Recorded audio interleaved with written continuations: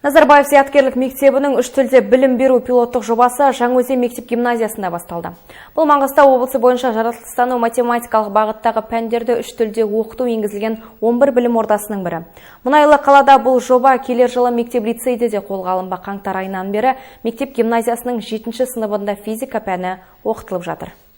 Атом, ағылшынша қалай айтылады, солай ағылшын тілінде солай береміз. Үш тілде білім беру пилоттық жобасы басталған Жаңаөзен қаласындағы жалғыз білім ордасы бұл. Жаңа бастама мектеп гимназиясындағы 3-7 сыныптың физика пәніне ғана өткізіліп жатыр. Пән мен тілді кіріктіріп оқыту әдістемесіне сәйкес физика пәні және ағылшын тілінің мұғалімі сабақты бірлесе өткізеді. Балалар сабақ үстінде қос тілде еркін сөйлеу мүмкіндігін алған. Үш тілде оқыту әзірше толықтай 45 минутта емес, сабақтың 10-15 минутына қолданылып отыр. Сабақ өткізудегі ең тиімді әдіс ол клил әдісі, яғни пән мен тілді кіріктіріп оқыту, немесе предметно-языковое интегрированное обучение деп аталады.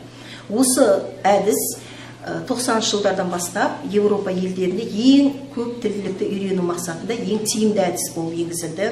Бұл әдістің негізгі мүмкіндігі, бұл әдістің жүру барысы өзіміздің педагогикалық кеңесте мұғалімдерге түгел таныстырып, Назарбаев интеллектуалды мектептерде өткізіп жатқан кіріктірілген сабақтардың барлығы интернеттен бейнефильмдер арқылы қаралып, осы әдістер мектебіміздегі сабақтарға енгізіліп жатыр.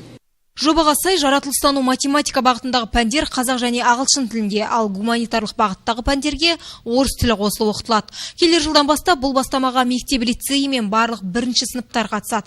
Қазіргі таңда үш тұғырлы тіл мәселелерін меңгеру үшін облыстық біліктілік арттыру институтына мұғалімдер оқуға жіберілуде. Сондай-ақ өзгерістер енгізілген оқулықтарға сұраныс жасалды дейді білім бөлімінің мамандары.